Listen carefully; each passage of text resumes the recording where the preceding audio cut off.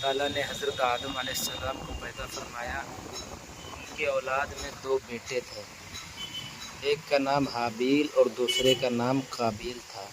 हाबील निहायत नेक, फरमाबरदार, नरम दिल इंसान थे, जबकि काबिल के दिल में गुरूर और हसद और दुनिया की मोहब्बत भरी पड़ी।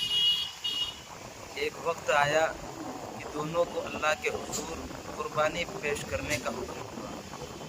हाबील ने अपने बेहतरीन जानवर अल्लाह के राह में पेश किए, जबकि काबिल ने ख़राब और बेकार चीज़ें अल्लाह की बारगाह में पेश की।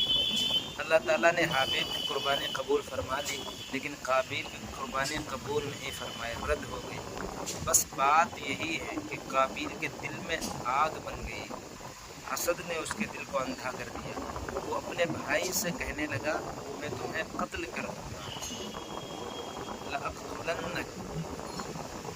हाबील ने निहायत सब्र और खौफ खुदा के साथ जवाब दिया, अल्लाह ताला तो सिर्फ मुत्तकी लोगों के साथ, मुत्तकियों की कुर्बानी कबूल फरमाता है। अगर तुम मुझे कत्ल करने के लिए हाथ बढ़ाओगे तब भी मैं तुम पर हाथ नहीं उठाऊंगा, क्योंकि मैं अल्लाह से डरता हूँ। ज़रा गौर करो, एक भाई के दिल में हसद था, दूसरे के दिल में तक़वा था, लेकिन शैतान ने काबिल को बहकाया और आखिरकार उसने अपने सगे भाई हाबील को कत्ल कर दिया। ये ज़मीन पर पहला कत्ल था। कत्ल करने के बाद काबिल परेशान हो गया कि अब लाश क्या करें। अल्लाह ताला ने एक कौवा भेजा। वो कौवा ज़मीन खोद कर दूसरे मुर्दे को दफन कर रहा, दूसरे कौवे को दफन करने लगा, ताकि काबिल सीख ले कि लाश को कैसे छिपाया जाता है।